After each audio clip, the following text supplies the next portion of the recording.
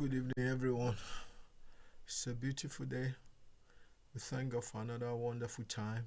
Tonight, as we go back to continue what we started since November 2021 on Awaken the Leadership in You, Awaken the Leader in You, Awaken the Leadership in You.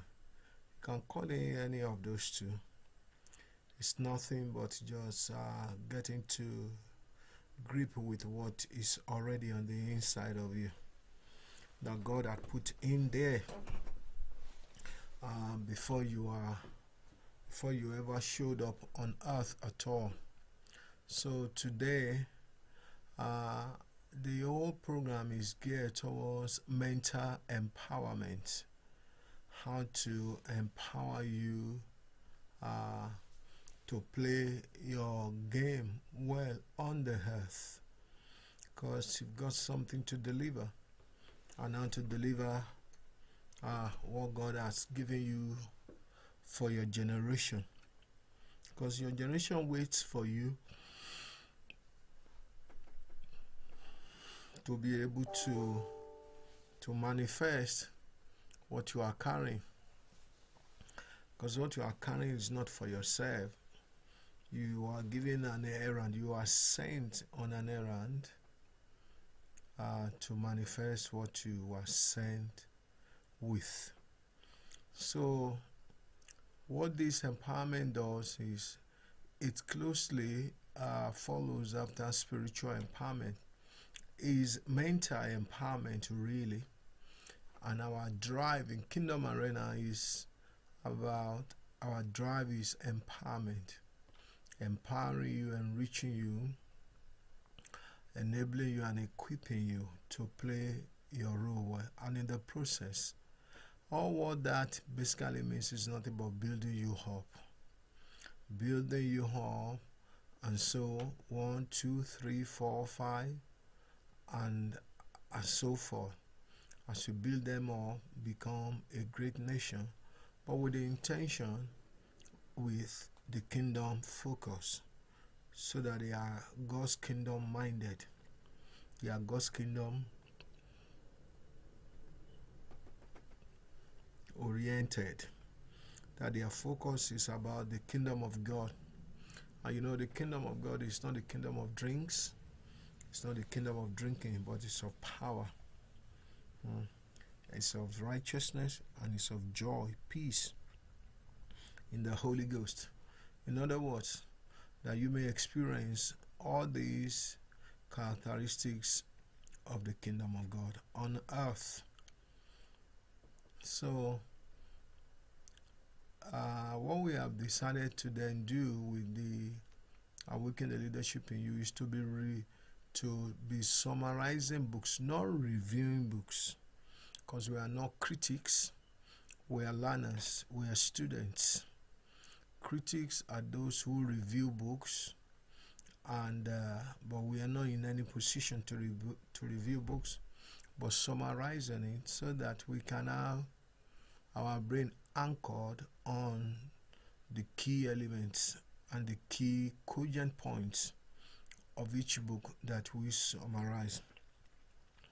And so what we then look for, we look for leadership books, we look for business books, we look for empowerment books, books that enhance your growth mentally, books that enhance the books that enhance your mindset, from negative mindset change it to positive mindset. So that's what we have been focusing on, that's what we have been looking at.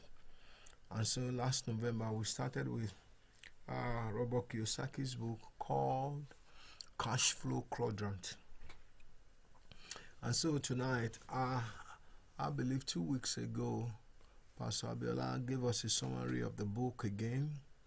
But tonight, I'm going to start off where he ended, or I'm going to reiterate what he started off with. I was trying to look for the diagram I could use to help us, because picture speaks. Pictures speak 1,000 words more than just mere talking.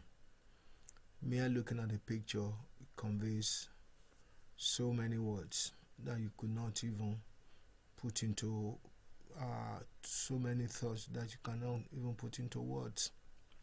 So tonight it's gonna be mostly talking, because being able to copy many of these things have copyright attached to them.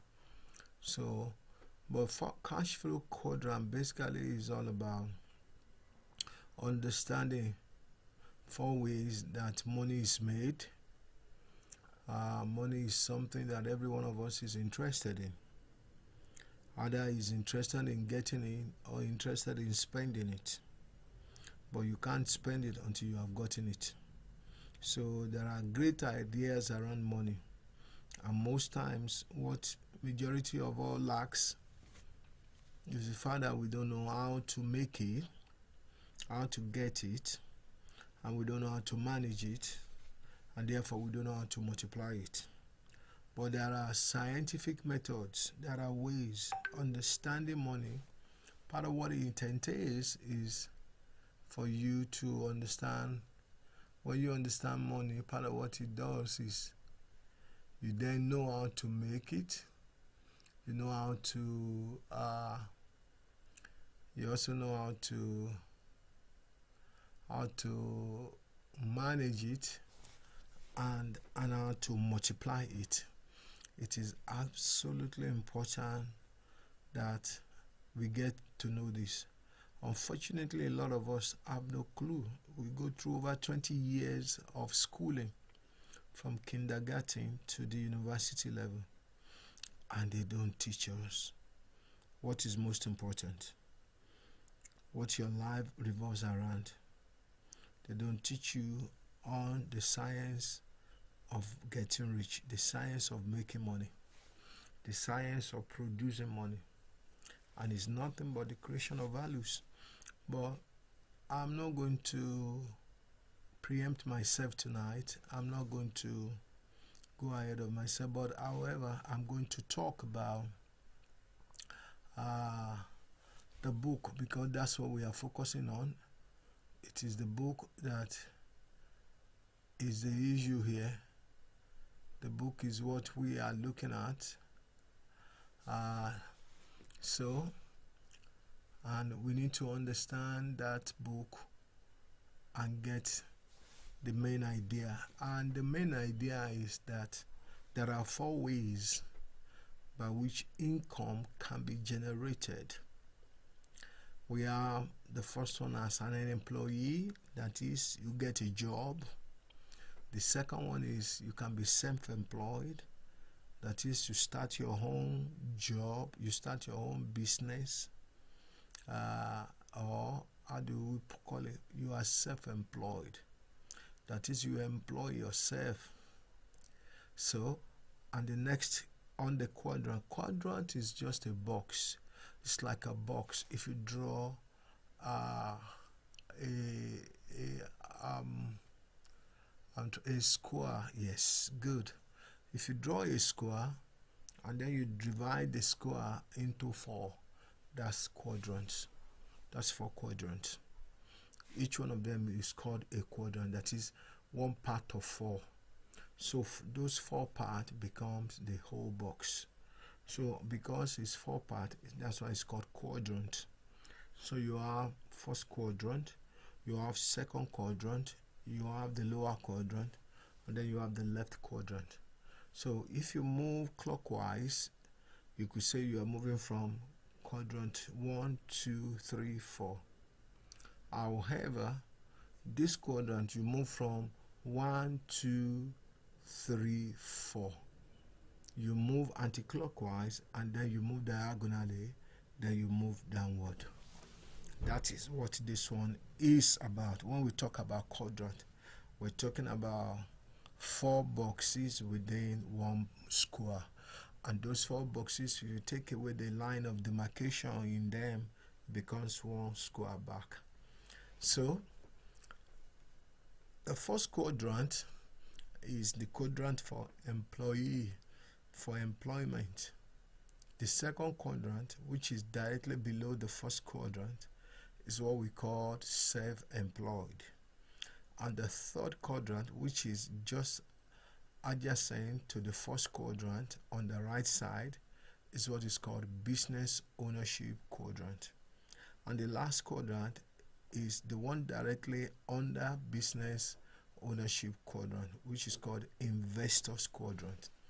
Now, the first two quadrants to the left in the box, in the square, is where most people, now the B, let me use it this way. The first one that stands for employment, we can represent it by he, and the one that stands for self-employed, we can represent it by S, which is directly under our employment quadrant. And the business owners quadrant, you can represent it by B, while the quadrant that is right under it, we can represent it by high, meaning investor. So already the quadrant vertically has been divided into two categories. You have category of employment on the left side, employment and self-employed. Then on the right side, you have the category of business ownership and that of investors on the right side, because it's good that you are able to demarcate that division, that category, and be able to think it in your head. So because in the employment contract, that's where majority and self-employment, majority of us are. We spend the majority of our time. Now, ES, employment and self-employed, is what that one means. Now, the one that is for B and for high is a corner whereby you can build and own a business system, not own a business, not only just a business. Because those that are self-employed, they will tell you that they own a business, but actually the business owns them. They have not yet owned a business. The business owns them because the business still needs them to be present for it to work. The business still needs their time to be given to the business, their focus, their resources, everything they have. That sometimes they are not even able to have time off to look after any other thing. Why? Because they have to focus on building that self-employment.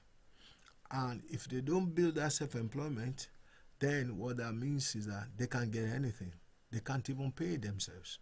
Now, most business ownership could start from that angle, but as time goes on, it begins to a system begins to be created within the self-employed that quadrant, and then it can then transform from being self-employment to business ownership. Why?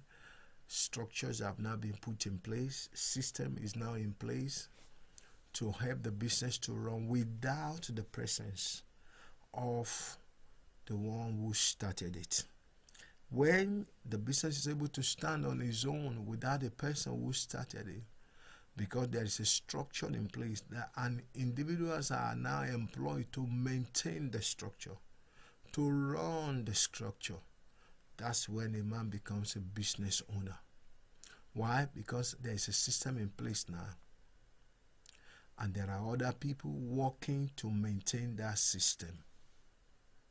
You could go on you could be outside of outside of business for years, but the system is already in place, and there is a reporting structure in place whereby, in order to maintain the business, there you may have CFO, you may have COO, you may have CEO, and you who started the business, you are outside of it, but you are always just keeping an eye on what is happening there. You become the chairman of the company, or you are not even the chairman of the company. in the board, there's somebody else who is the chairman of the company, but they run the business. There is a board of directors, and the board of directors may be, part of them may be CFO, the chief financial officer, COO, the chief operating officer, CEO, the chief executive officer, and there may be other executive positions that have now been appointed to the board to run the system. So that is where anyone who starts an employment should be moving towards. But don't let me jump, preempt myself again. I stands for investment. You can invest in other businesses, effectively letting your money and other people's money work for you. Yeah, when you talk about investment, that is putting your money into a system, a business system that is running, and that money works for you there. It brings you returns. You are not there in person.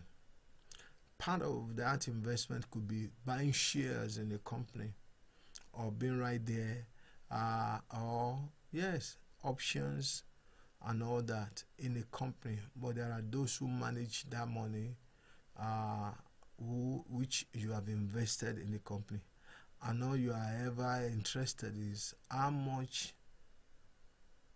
can your money make for you, and how long is it going to come back your returns together with the principal. Now, the two quadrants on the left side of the whole square is where most people spend the majority of their time working in those two quadrants. The only problem is that to build assets which may decline in value, they take on greater amounts of debt, locking them into working harder still to earn more to service more debt. You will see sometimes somebody who start a business as a self-employed person will say he needs a cash to inject into his business to go to the next level. And in the process, he will have to borrow from institutions. Sometimes that's the job of venture capitalists. They help you to raise funds to inject into the business if they can see the prospect of your business bringing in returns to the investors. And so the idea of borrowing money to inject into the business to make the business expand based on projections are the major concerns of a self-employed person. Business owner also can think of that, knowing fully well. And you see those that deal with shares and blah blah blah, that's what they look at, the structures in place to see if it's something they can inject money into, being fully convinced that it's going to bring them greater returns. However, business owners and investors, they are the type that are called financially astute, because they maximize the amount of time spent on activities in this quadrant, thinking how the business structure can be effective, and how their investment can bring better return. Investment is them not owning anything or owning wholly the business, but letting their money work in that business to bring them returns. So to them, an asset is anything that generates cash flow. The objective is to build the asset until that source of cash flow covers the lifestyle expenditure. So true wealth is measured in time rather than dollars. Specifically, wealth is the amount of time you can maintain your current standard of living without physically working. And if you look at that, that's a tall order for most of us. Because the greater this kind of wealth, whereby you have more time to yourself, and yet all your needs, financial needs, are met because they are made from the returns from your investment or from your businesses, for your business structures or your business system. Now, if it is golf you love playing, which is pastime, then you know while you are playing golf, your money is working for you. Or anything, whatever you love the we as Christians or as believers, you would think that mission, whereby I can go and impact the life of others with whatever God has given, the knowledge God has given unto me, transformational knowledge. So, but I am not worried about mortgage, I'm not worried about this, I'm not worried about car notes, I'm not worried about debtors. Why? Because I have enough money coming in to be able to meet all my daily financial or monthly financial obligations. That's true wealth. That's true wealth. So, the greater this kind of wealth, the more financial freedom you achieve. In short, to become financially wealthy, maximize the amount of time you spend acting as a business owner or investor. So this is the whole idea of the book. It is to start the journey from being an employee to becoming an investor. It may take years, it may take many. The question is asking yourself now, what am I? Can I ever say, I want to take 3 months off work and without having to worry about not receiving money to meet my financial obligations? If you are not able to do that, then you are not yet wealthy. You're still trading time for money. But the moment your money begins to bring, is the money that works and bring money to you, then you are financially wealthy. Can you go off work for 2 months without you having to scream, without you having to be pursued by your suppliers, electricity supplier, mortgage supplier, food supplier, utility suppliers, your car hire purchase supplier, and all that? If that hasn't happened, then we are not yet truly wealthy.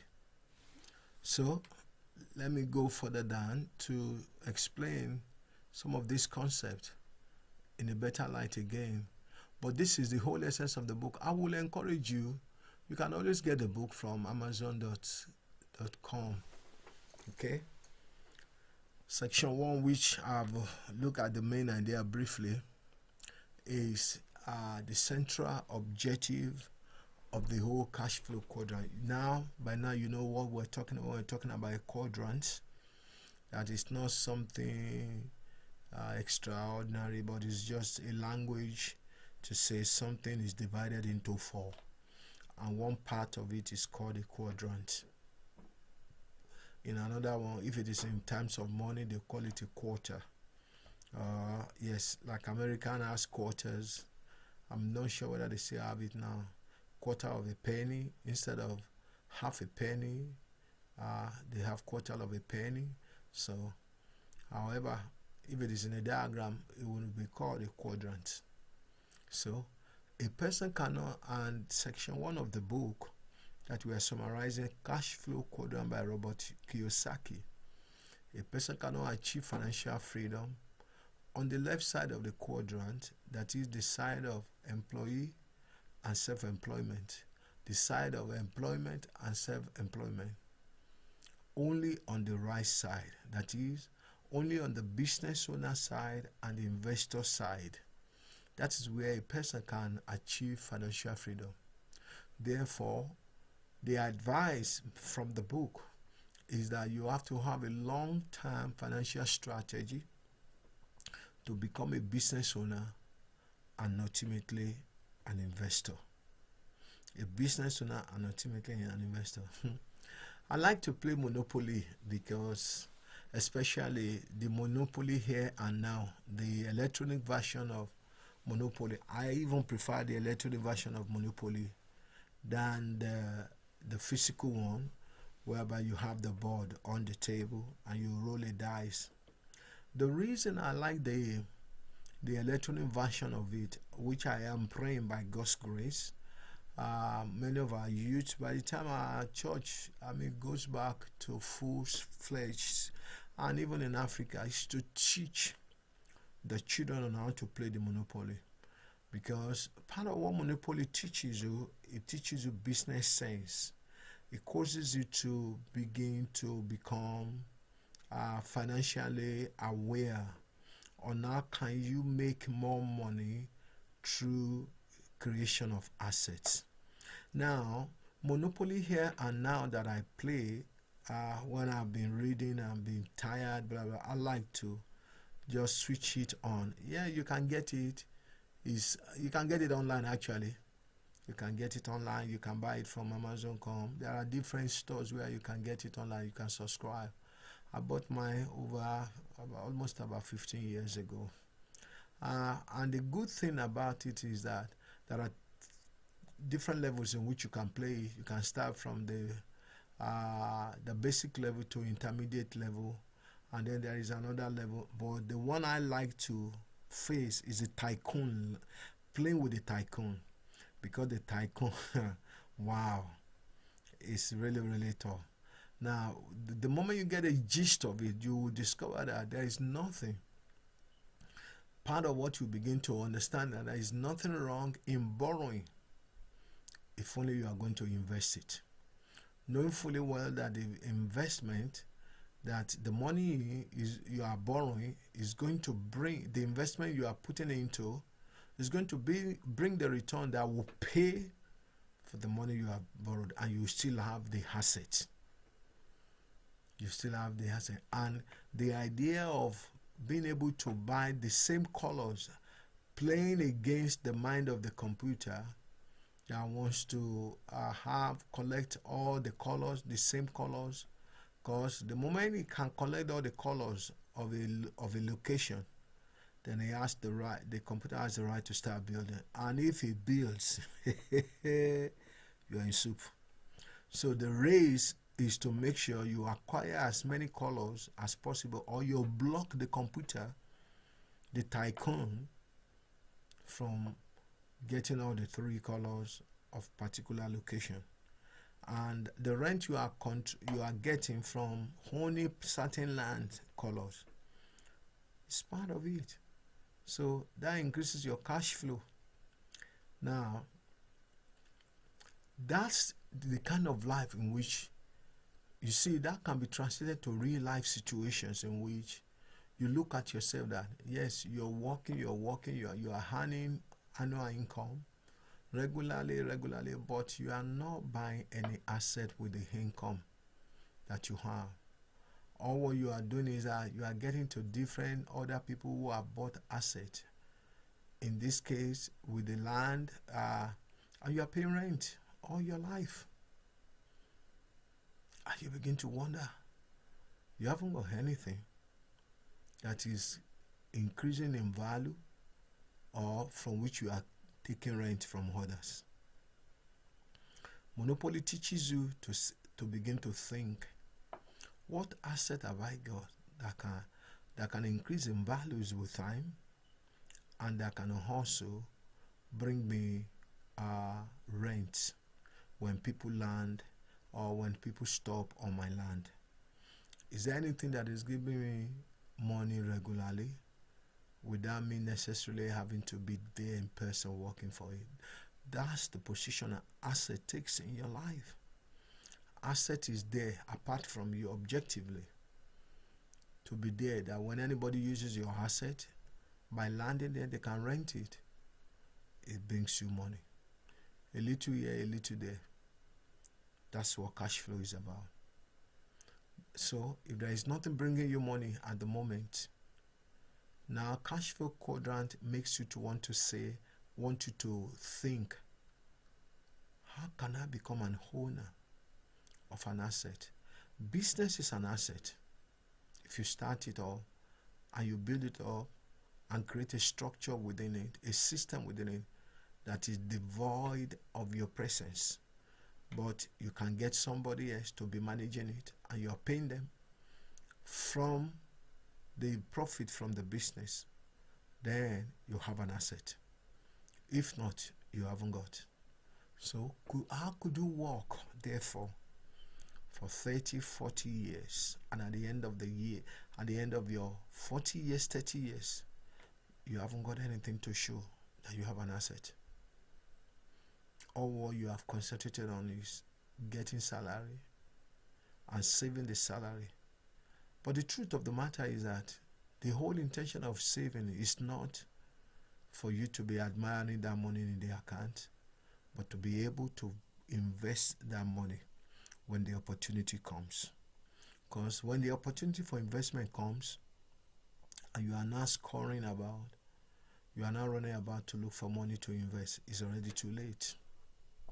But when you have saved and the opportunity for investment comes, you are able to take it from your saving into the investment. That is what it means by when opportunity, success is what happens when opportunity meets preparation. When you are prepared for opportunity to show up, you are not preparing only when the opportunity has shown, but you are prepared for an opportunity to show up. And as soon as the opportunity shows up, because you are prepared, you take advantage. That's success. So that's what this is saying, really. That the cash flow quadrant represents the 4 ways people can generate their income.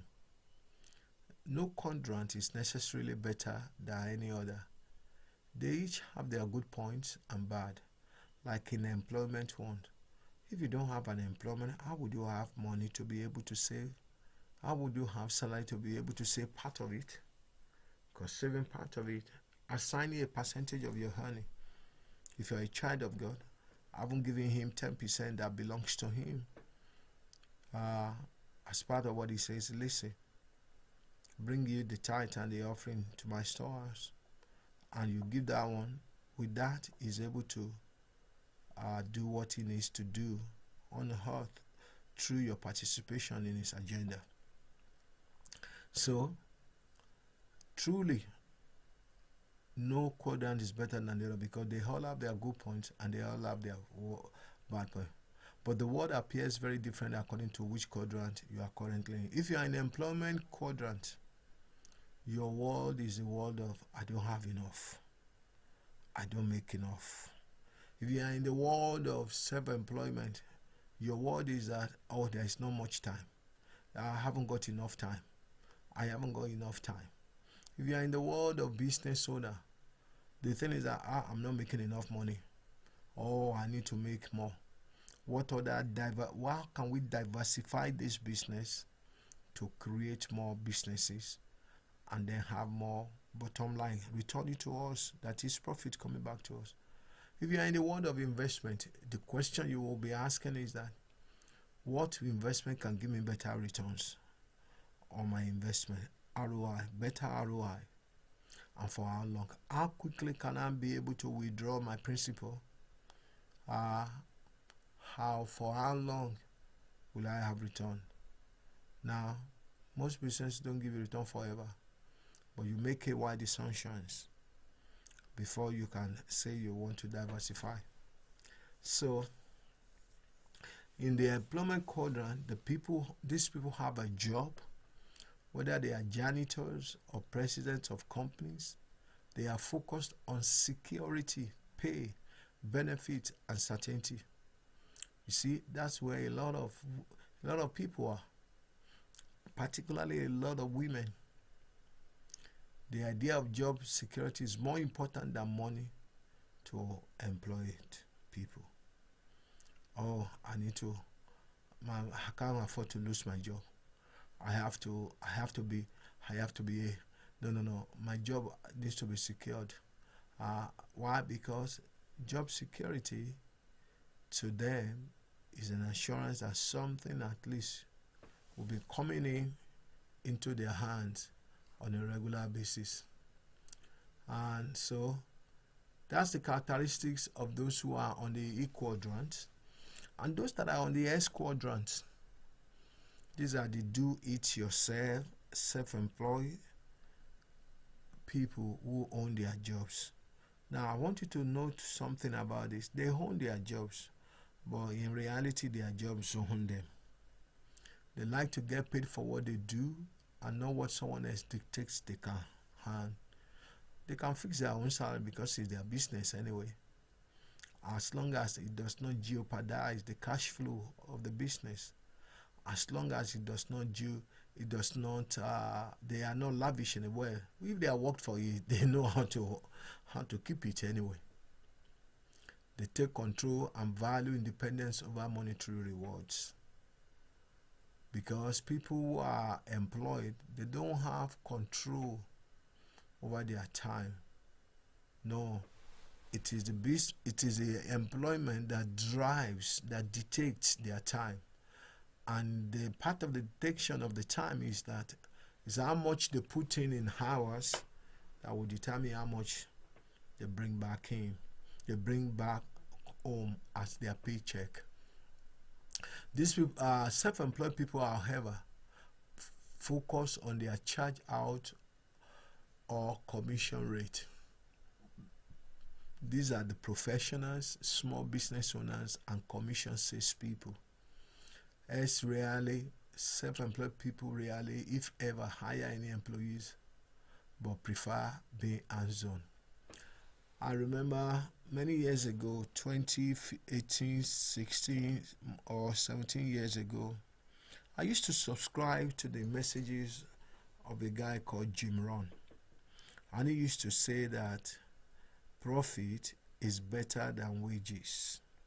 Wages are what self-employed people or employed people earn.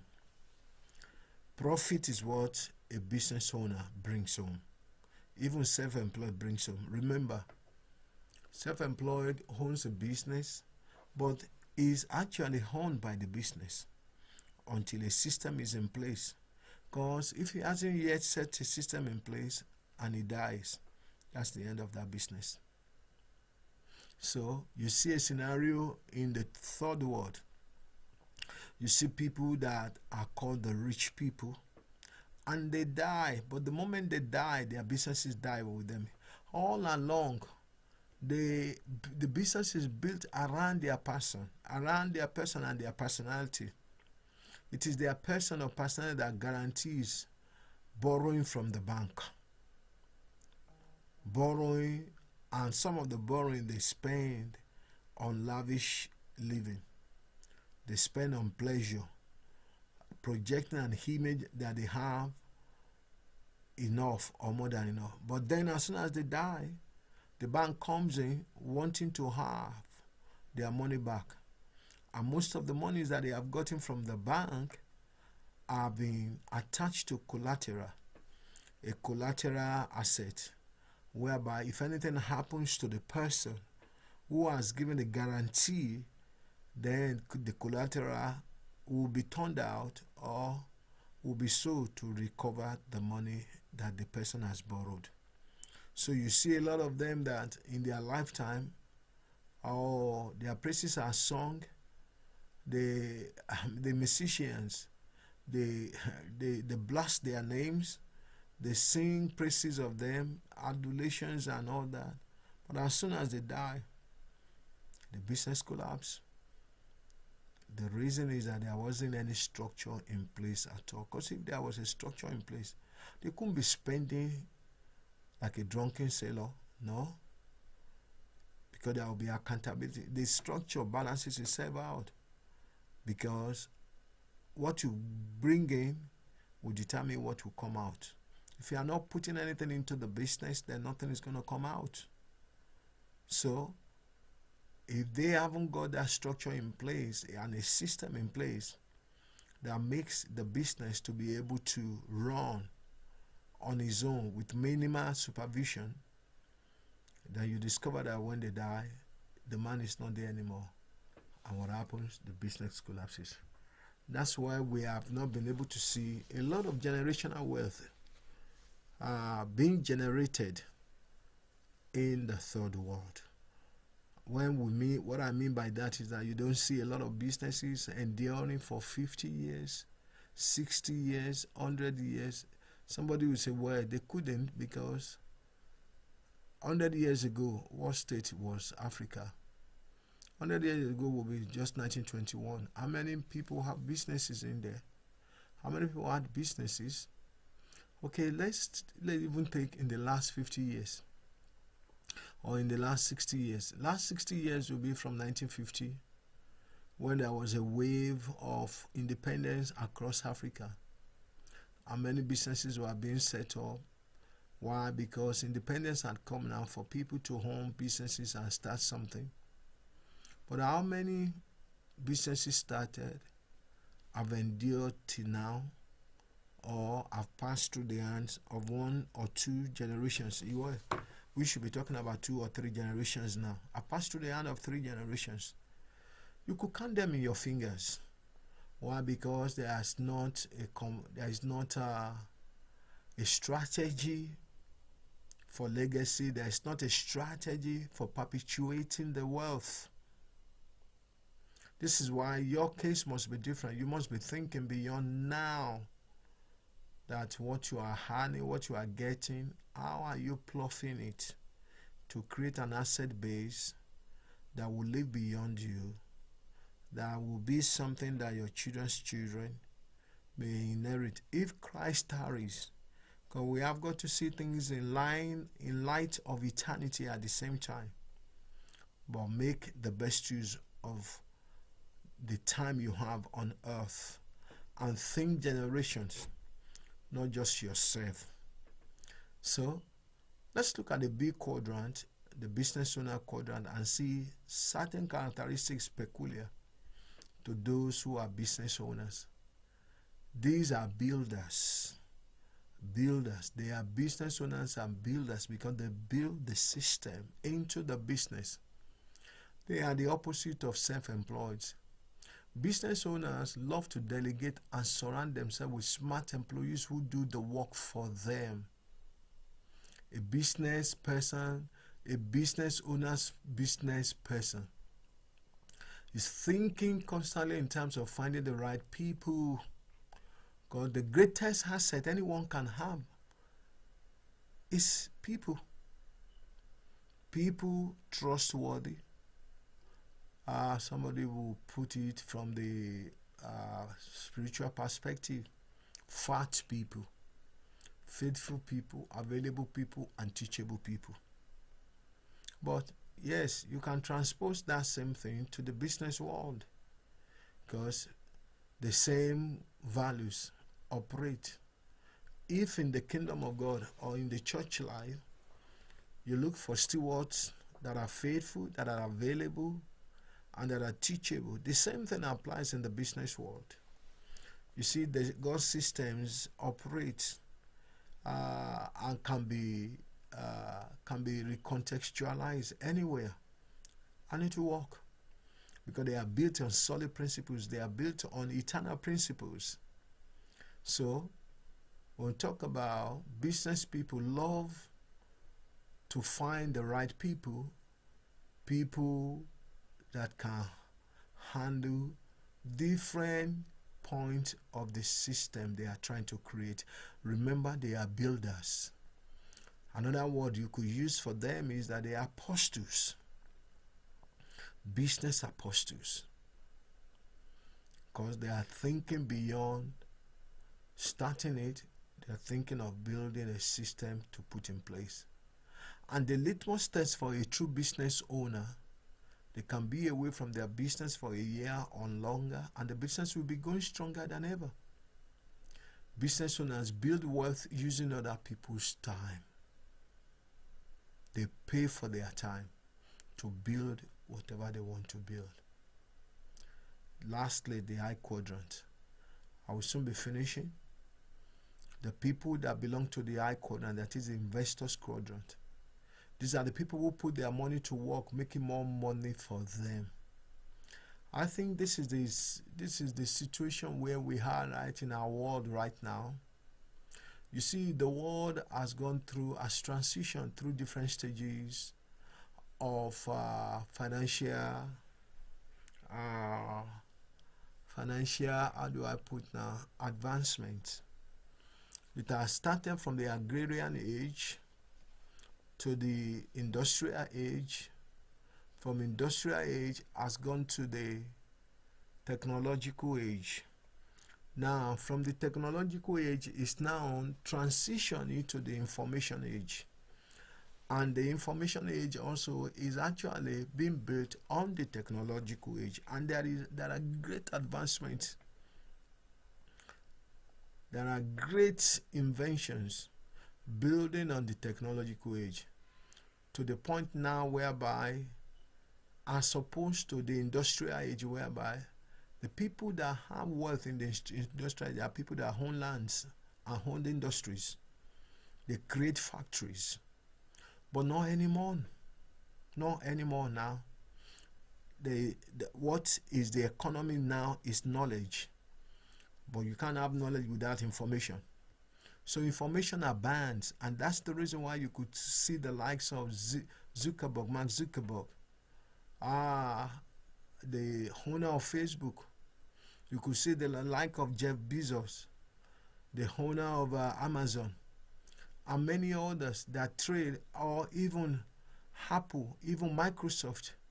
What they have done is that they have incorporated knowledge into technology, and knowledge has now become wide and available.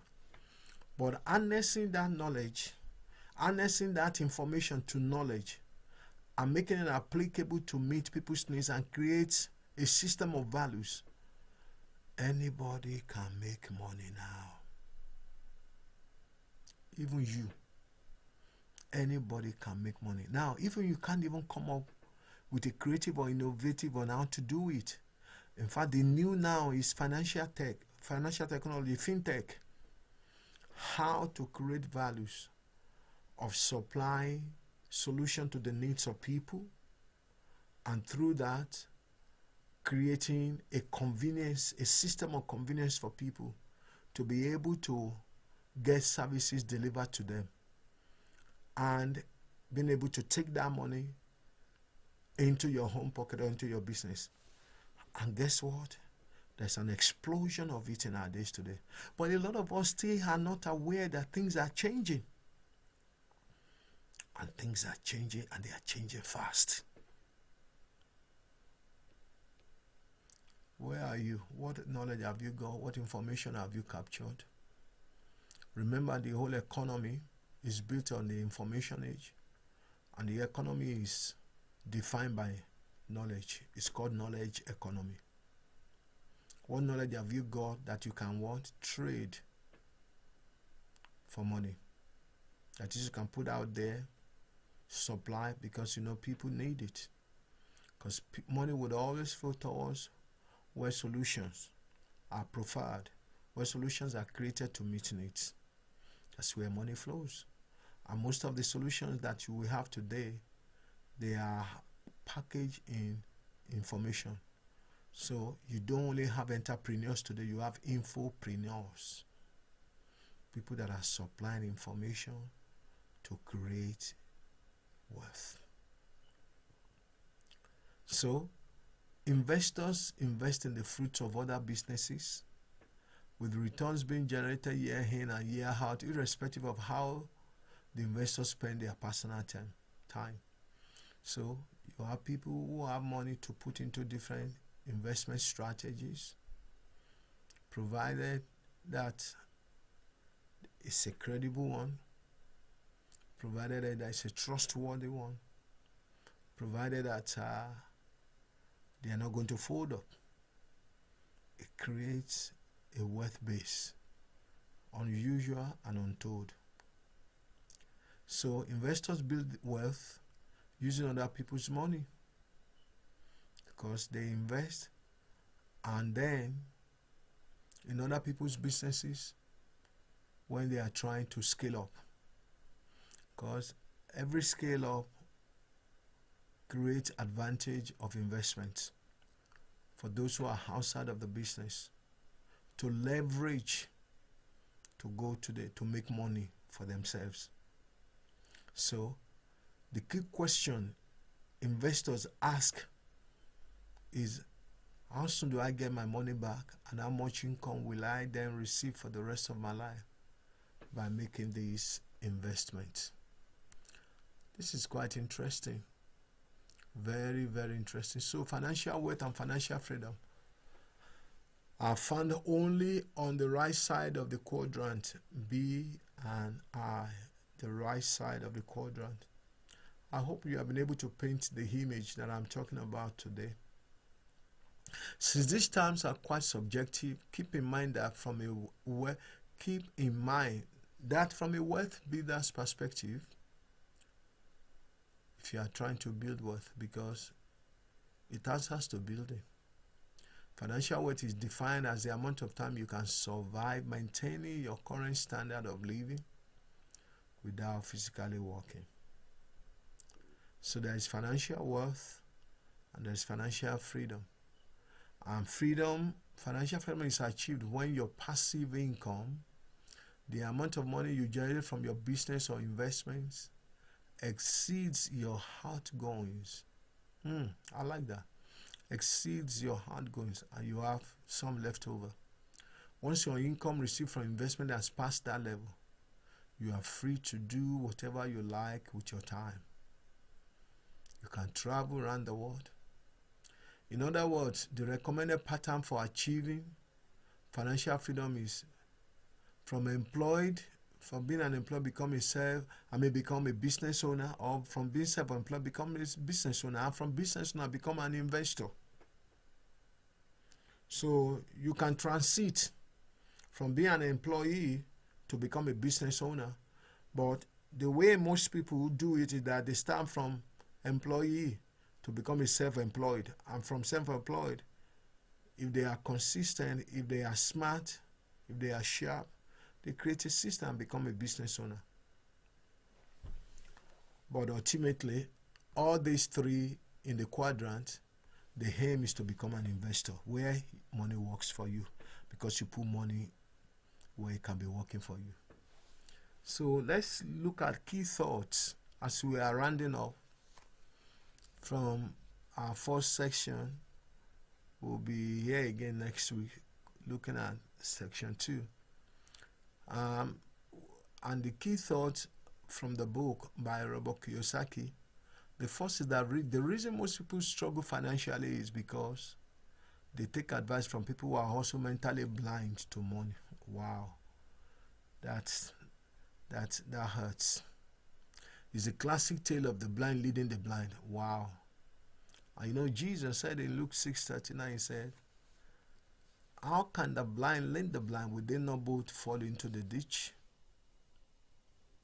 Would they not both fall? The blind cannot lead the blind, otherwise they will both fall into the ditch. So when you have a knowledge, you have an advantage of leading others that don't have that knowledge.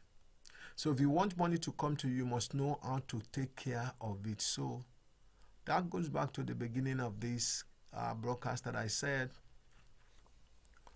many of us don't understand money. We think it's just there's an aura around it. Yeah, I know. A lot of us say it's more. There is a spirit around it, of course. But guess what? It has an identity. It can be defined. Not only just being defined, you can see that it's a solution to needs that creates money. So, if you want money to come to you, you have to know how to take care of it. If money is not first in your head, it will not stick in your hands. If it does not stick to your hand, then money and people with money will stay away from you. Wow. It's going to have to be in your head. Now, we're going to have to balance this up with the God's instruction in 1 Timothy chapter 6 verse 10 that the root of money, the love of money is the root of all evil. You may not necessarily have to love money to the point at the expense of your spiritual life, but know how it works and how to make it and use it to achieve whatever it is you are trying to achieve. But you've got to have to focus on it. How do I make it? How do I manage it? How do I multiply it? And how do I use it to leave a legacy for the next generation? Robert Kiyosaki also said again, an asset puts money in your pocket. A liability takes money out of your pocket.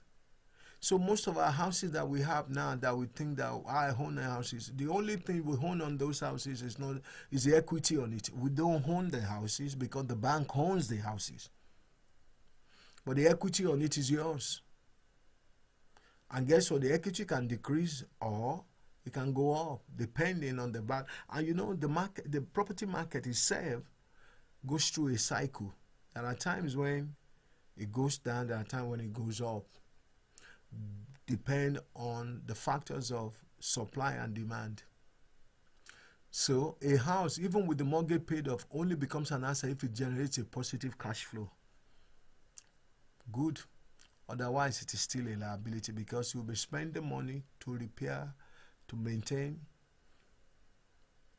Also, Robert says, we're in the dawning of the information age, and this age will offer more opportunity than ever for financial reward.